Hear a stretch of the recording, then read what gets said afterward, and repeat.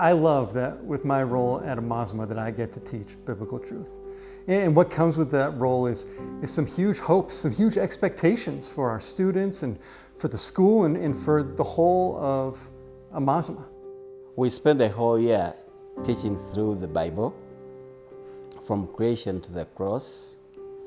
And so in between, we teach our students principles and things like grace, things like mercy, things like God being sovereign, the world, that even God is gracious to us when we don't deserve it.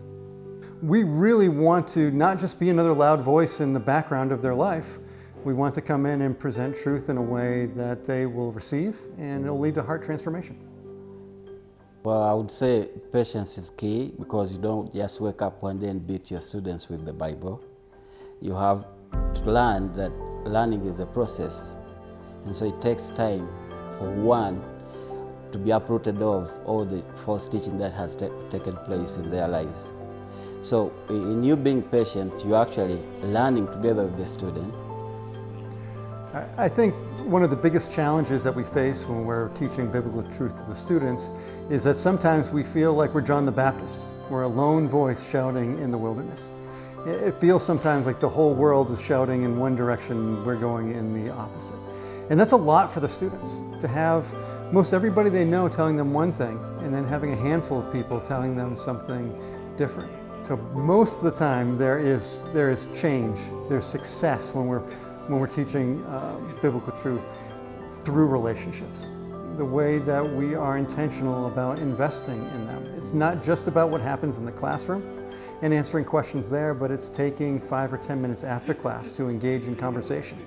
It's meeting them in the lunch area. It's meeting them down on the football pitch and continuing to engage and invest in them with biblical truth, not just on our terms, but on their terms as well.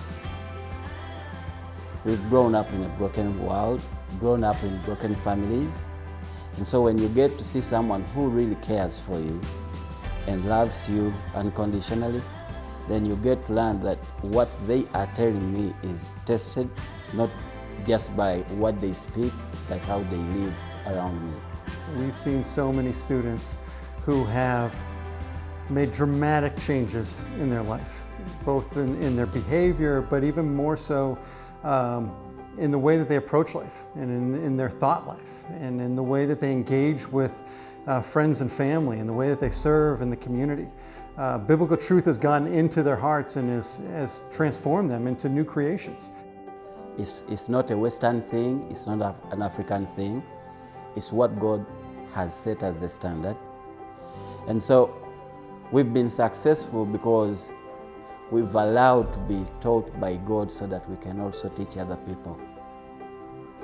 And so I'm hoping that 5 or 10 or 15 years from now, that we have a campus that is full of students who love Jesus with all their heart, mind, soul, and strength. And because of that, they love their neighbor as their self. And they take that message and they bring it into their communities, and so that their families feel the same way, their mothers and their fathers and their aunties and their uncles, and so that it would make a difference there as it is on our campus. And that would even spread from there all throughout Uganda.